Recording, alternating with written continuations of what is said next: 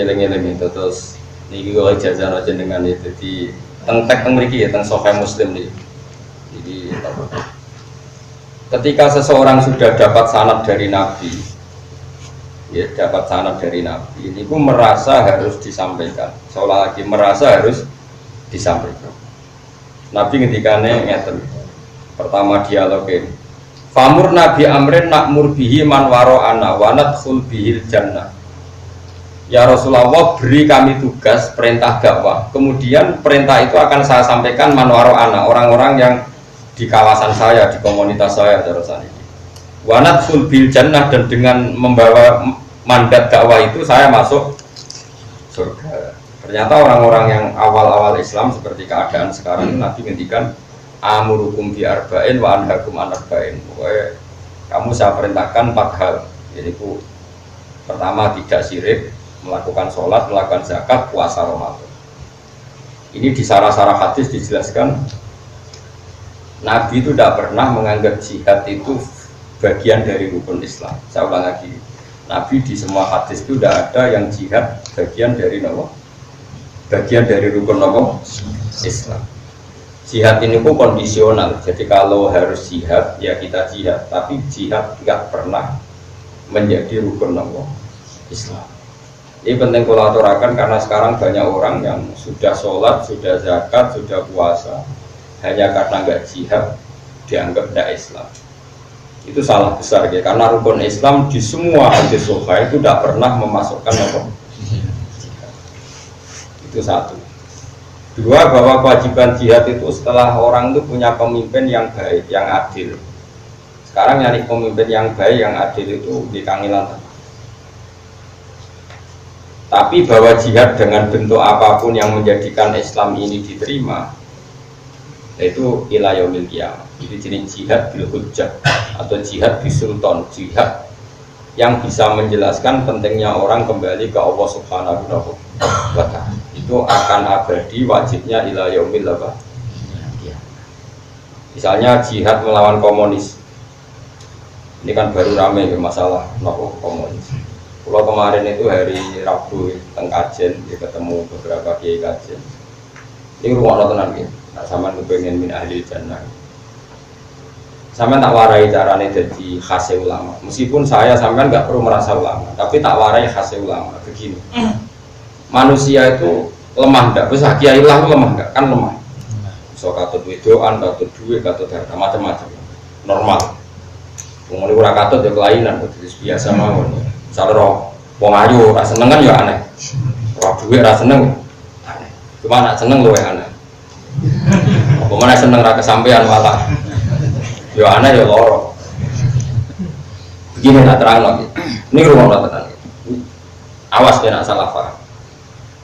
Kamu jangan menjadi LSM yang terjebak isu pemutarbalikan sejarah. Misalnya begini.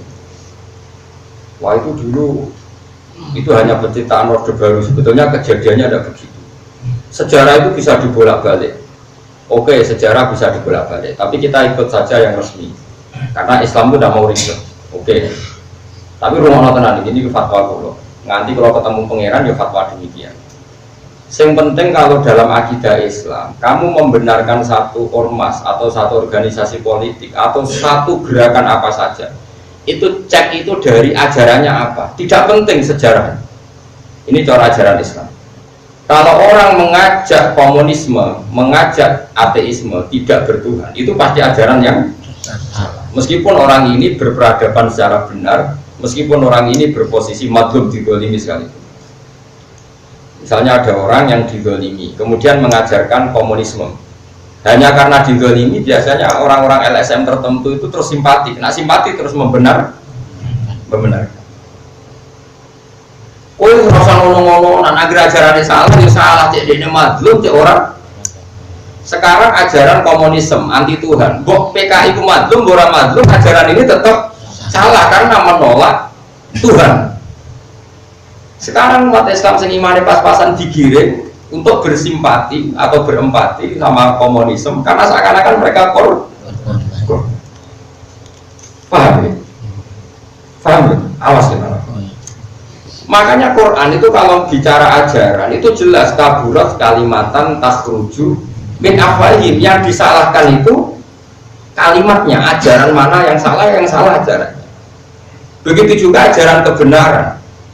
Paribasane ono dai kok maling, paribasane ono dai kok nate zina, nate nopo. Ajarannya benar harus kamu benarkan. Yang salah orangnya. Kalau orangnya nanti bebek hisab pangeran, tapi ajarannya tetap benar. Saya berkali-kali nerangkan di mana-mana. Ono lonte muni siji tambah siji loro. Kamu wajib benarkan enggak? Wajib. Orang koruptor darani siji tambah siji loro, kamu wajib benarkan enggak? Wajib. Paham ya? Nah, berarti 1 tambah 1 2 itu kebenaran sejati. Diomong lonte ya kamu harus percaya, diomong koruptor kamu harus. Saiki ono lonte muni pangeran siji, kamu benarkan enggak? Benar. Orang copet ngomong siji tambah siji loro, kamu benarkan enggak? Kemudian ada orang ateis ngasih kamu uang 100.000 atau 1 juta, barang kayak duit kayak 1 juta, baru gue 1 ibu injek-injek, was barangnya kayak duit, baru gue injek-injek. Terus dia karena madlum itu teraniaya, melas, barang melas mending ini, pengeran murah ono jebule. Jangan karena kamu kasihan sama dia karena madlum, terus kamu bilang ajarannya benar. Jadi dia mendramatisir keadaannya yang madlum dianiaya, kemudian itu dijual seakan-akan mereka teraniaya, terus harus dibenarkan semua ide-idenya. Dalam Islam tidak mengenal itu. Dalam Islam itu kalau sudah tauhid itu tidak ada ukuran empati sosial. Jadi tadi misalnya ada copet bilang 1 tambah 1 2, yang dicopet berarti madlum bilang 1 tambah 1 5. Benar mana dalam masalah matematika itu? Benar copetnya, bukan nyopetnya loh orang. Sekarang ada orang yang dicopet, yang didolimi di Indonesia misalnya komunis, misalnya. Kalau itu saja yang mesti benar teori, kalau didolimi bisa saja mereka yang dolim, kalau keyakinan mereka ya mereka yang benar. Kemudian karena didolimi mereka menanamkan ajaran Tuhan itu tidak ada, agama itu candu, agama ini tidak benar. Karena mereka terdolimi misalnya, terus kamu simpati nerokok, jadi simpati satu kesalahan. Makanya saya mohon, kalau kamu benci satu aliran itu benci ajarannya, anti Tuhan apa enggak? Karena dengan benci ajarannya ini kamu nggak bisa terprovokasi oleh isu-isu sosial.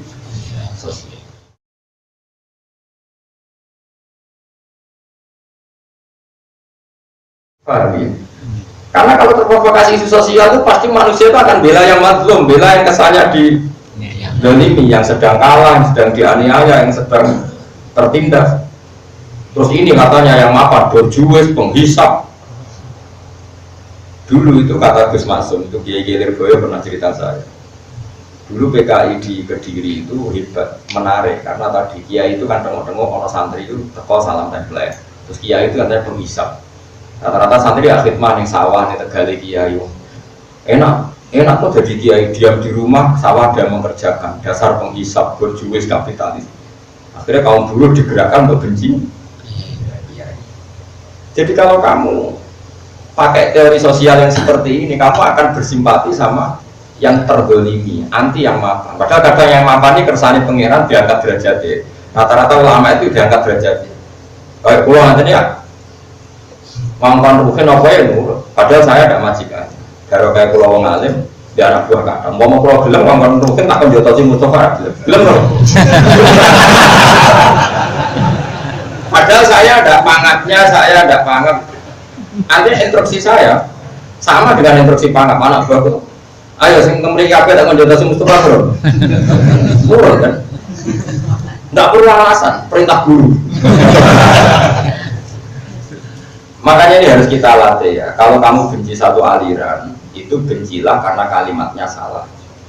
Karena kalau orangnya bisa saja kita yang hak, kita pun salah. Misalnya saya kiai, nak santri juga tak hormati, nak marah tak sepele. Tapi aku tetap aja ajak wong belajar Quran, belajar hati. Ajaran saya benar, kamu nggak boleh menolak ajaran saya. Terus ada orang komunis, sering ngekei duit kue, sering mijeti kue, sering fasilitasi kue, tapi ngajak sekolah pengiran, sekolah ya duit. Nanti kalau kamu ukur sosial yang seperti ini kamu benarkan karena perilaku sosialnya baik. Barang sosialnya baik, terus ajakan dia anti Tuhan, kamu katakan baik. Neraka.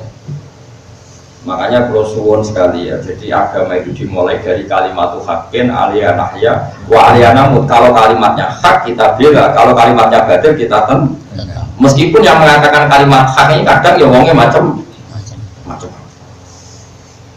Orang macam-macam di misalnya mubalek, misal mukarrom, pidato, saya ngenyek panitia bariku untuk salam template mulai.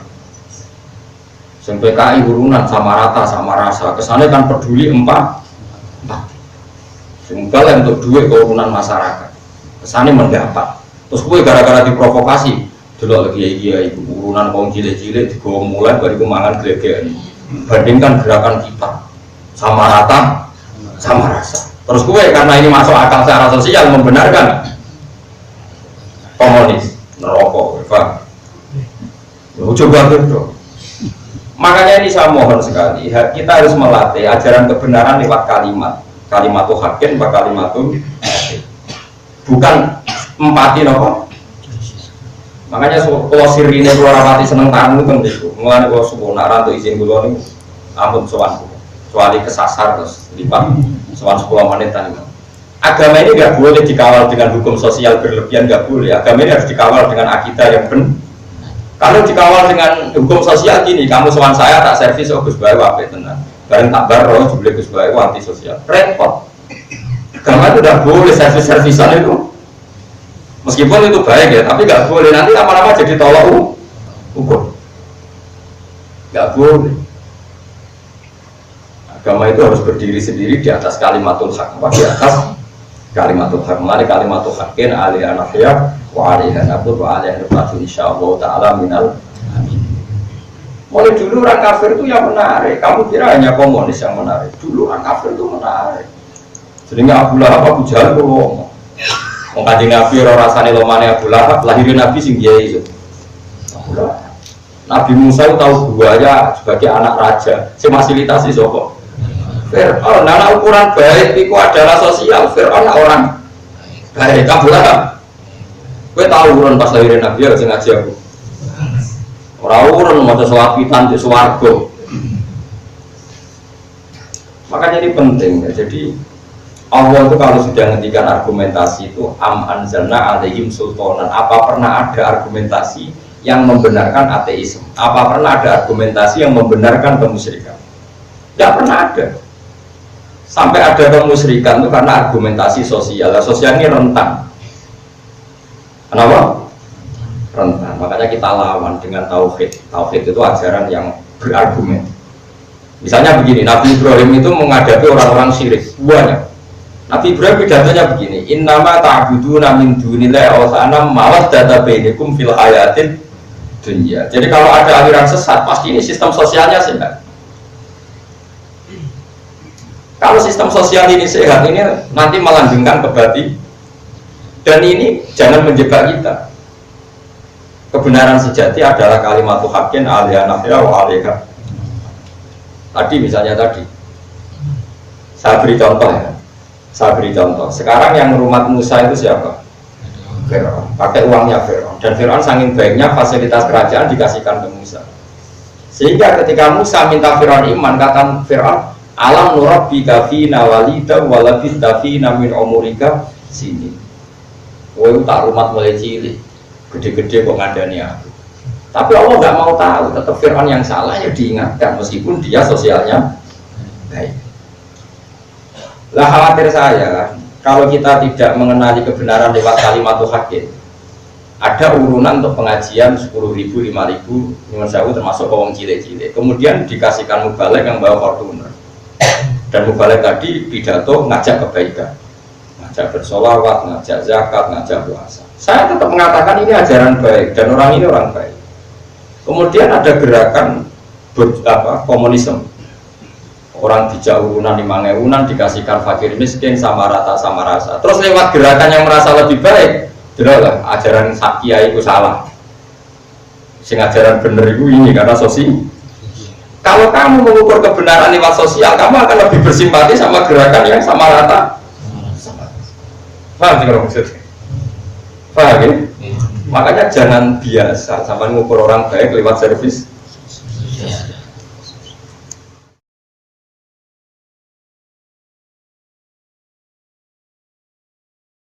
kamu harus ngaji tauhid itu semuanya. Mulane kula niku kadang-kadang seneng mek santri sing ra roh hak kula. Pipi ku ora PKI, luwe api. Wis sajang kemelek lah, sing penting wae ngaji wiman, usah lali ae kula lah. Nek kula termasuk kiai sing fanatik rapati seneng tamu, bukan karena saya benci, enggak. Agama ini harus dikawal dengan tauhid yang baik. Gue seneng ngaji Quran, wis ngaji ya, ngaji dalan ngaji. Gue suka kenal aku, cek ora kula ya cuek, cek karo aku, cek ora pokoke ngaji itu podo gendenge pokoke. Jadi ciri utama orang baik jangan majnun fillah, pokoknya pikirannya gue majnun fillah, terkait apa gue gede-gedengan, maksudnya serakakan perhitungan itu jadi apa? Gede-gedengan. Tapi gak usah gedeng tenang pokoknya. Kalian sebut majnun fillah, jadi otaknya sudah error tapi apa? Fillah. Pulau itu, makanya saya itu fanatik sama ajaran Quran. Quran itu kalau sudah ngendikan kebenaran itu tidak ada kata sosial, yang ada adalah kalimat hakim. Karena ini logika, sultan itu mana dong? Logika hujah. Jadi saya ulang lagi ya. Yang bisa melawan Islam itu adalah servis sosial. Sebab itu sama harus hati-hati dengan servis apa? Sosial. Jadi servis sosial yang pribadi-pribadi misalnya diutangi duit dikasih uang, maupun servis sosial yang konsep besar kayak sama rata sama. Karena Islam ini sudah logika yang mapan sekali.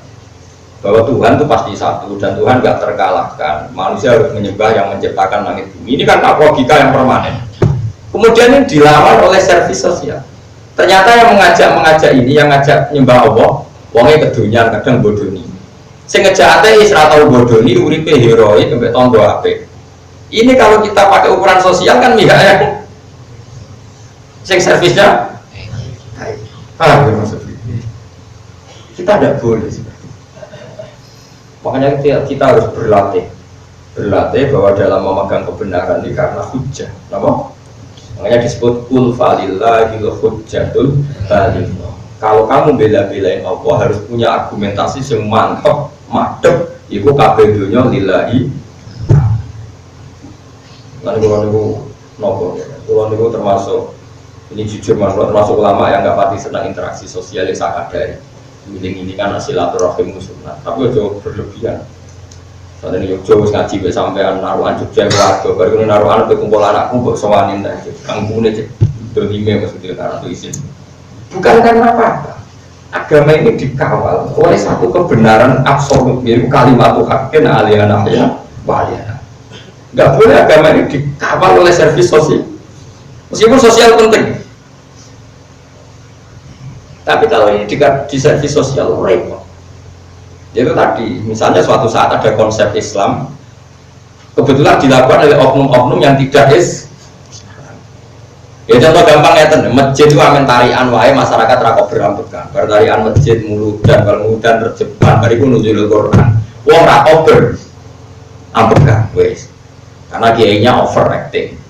Sing nenggone ana tokoh PKI ra tau tarian, ayo urunan pangepunan ayo. Nyabu sidik-sidik juga ayo nyanyi apa ngono.